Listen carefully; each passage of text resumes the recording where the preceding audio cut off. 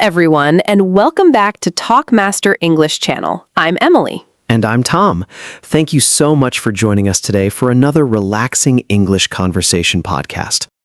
Today's topic is very special because it is not only about learning English. It is also about becoming a better and happier person little by little through daily habits and kindness. Our topic today is learn English through kindness and good habits. All right. Drop that heavy textbook, Emily. Seriously, put it down before you hurt yourself. Tom, I'm trying to study. If I don't memorize these 50 grammar rules by tomorrow, my brain is going to explode. Literally. First of all, literally means it will actually blow up, which it won't. Second of all, you look like a zombie, an English learning zombie.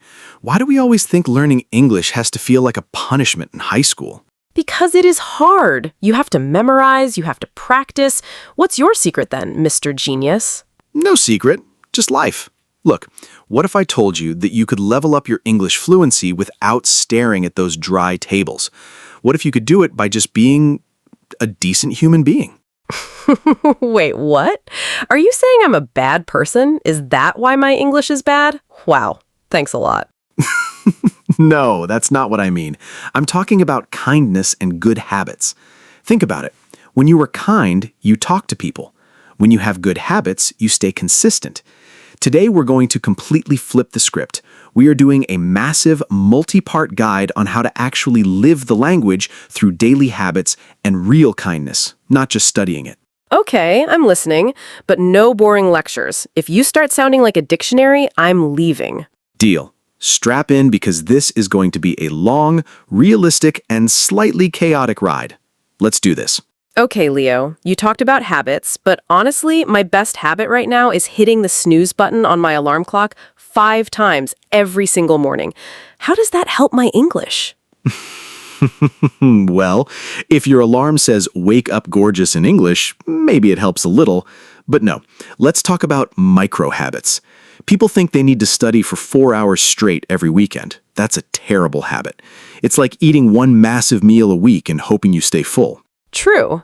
I usually study on Sunday night, get an immediate headache, and then don't look at English again until the next Sunday. Exactly. That's the crash and burn method. Instead, let's look at realistic daily habits. For example, what's the very first thing you do when you actually open your eyes? Check my phone, obviously. Scroll through social media for 20 minutes while feeling guilty about being awake. Perfect. Everyone does that. It's a modern human reflex. Now, here's the habit shift. Don't change what you do, change the language of what you do. Switch your phone's system language to English. Switch your social media feed to international creators. If you're going to waste 20 minutes scrolling, waste it in English. Wait, I tried switching my phone language once. I got lost in my own settings and couldn't find the way to turn it back. I almost cried in front of the phone repair guy. Okay, that is hilarious. But that's the point. That struggle, that's called active problem solving. Your brain was working hard to figure out English words because you needed to fix your phone. That's 1,000 times better than reading a vocabulary list about settings in a book. Huh. I never thought about it that way. It felt like a disaster, but it was actually a lesson. Exactly. It's all about creating an English environment. Another habit, talking to yourself. And no, it doesn't mean you're crazy. Oh, I already talk to myself. Usually it's just me saying, where did I put my keys? Or why did I walk into this room again? Perfect. Now say it in English.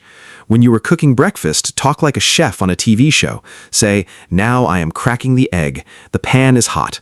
Oh, look, I burned the toast again. It forces your brain to bridge the gap between action and language instantly. Oh, look, I burned the toast again. That sounds like something I would actually say every morning.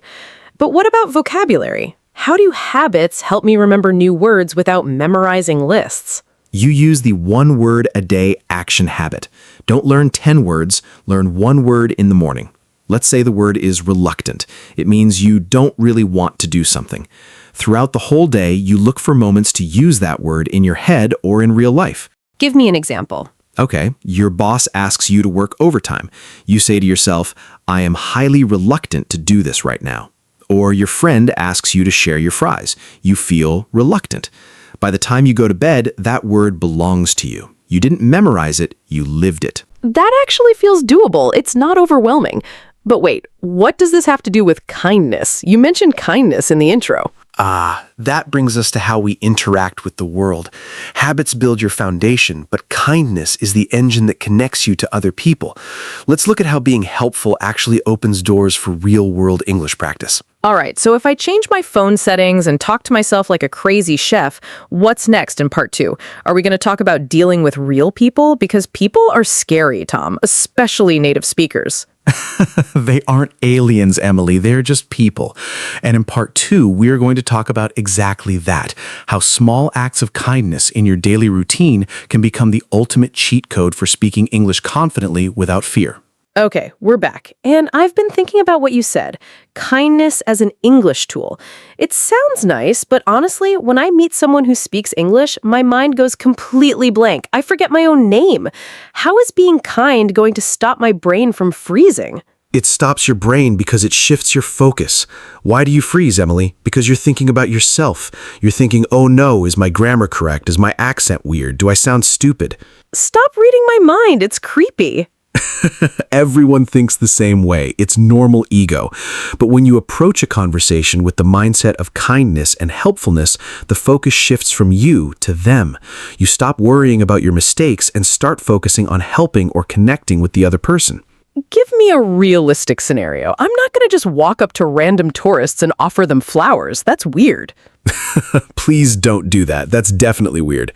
Think about simpler things. Imagine you're at a coffee shop or a train station. You see someone looking lost or struggling with a map. They look stressed. My old habit would be to look away and pretend I'm very busy looking at a brick wall. Right, because you're afraid. But the kindness habit forces you to step up. You walk over and say simple phrases. Hi there, do you need some help? Or are you looking for something? But what if they reply with a super fast English sentence and I don't understand a single word? Then I look like an idiot who offered help but can't actually help. That's the golden moment. If they speak too fast, you use the honesty method. You smile and say, sorry, could you say that a bit slower? I'm still learning English, but I want to help you. Wow, I want to help you. That changes everything. Exactly. People appreciate effort and kindness. They won't judge your grammar because you were literally trying to make their life easier. They will slow down, they will smile, and suddenly you are having a real, authentic English conversation. No textbooks required. Okay, I see it now.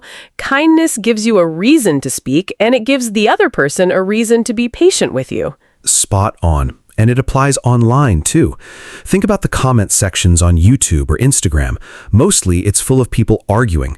What if your habit was to leave one genuinely kind, well-written English comment on a video you enjoyed every day? Like, hey, thanks for this video. It really brightened my day. Yes, it's short, it's grammatically simple, but it's real communication. Sometimes the creator replies, sometimes other users reply. You start engaging in written English communities through positivity instead of toxic internet fights. I love that. It's like creating a positive loop. The kinder you are, the more you practice. The more you practice, the better your English gets. And the best part, it cuts out all the emotional drama of feeling not good enough. You are just a person helping another person. Simple. Clean, effective. Tom, let's be real for a second. What happens when the motivation runs out? What happens on Tuesday afternoon when I'm tired from work and I just want to watch Netflix without subtitles? Then you watch Netflix without subtitles.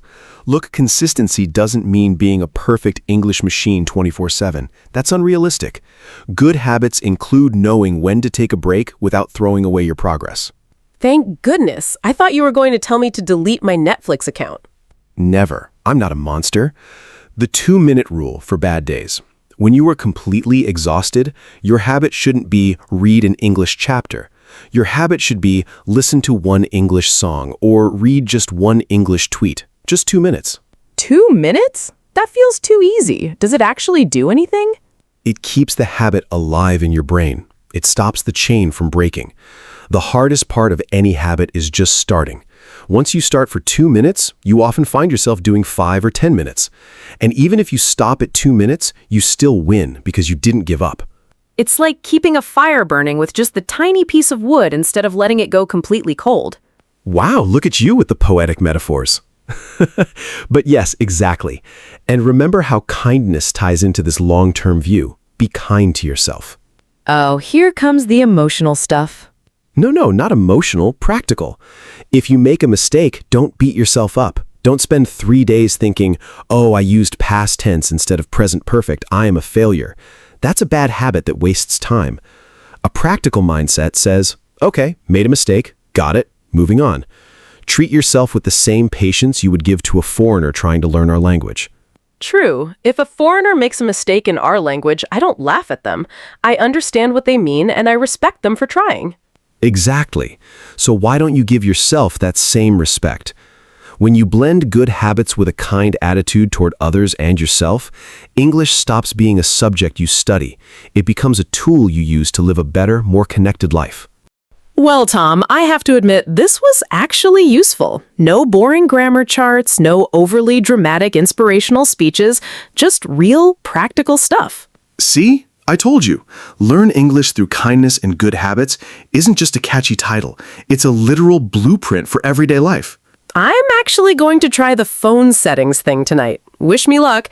If I get locked out of my phone again, I am calling you at 3 a.m. to translate. Please don't. My phone will be on Do Not Disturb mode. In English, of course. Fair enough. To everyone listening out there, thank you for hanging out with us through this long discussion. We hope this gave you a completely new perspective on how to bring English into your daily life naturally.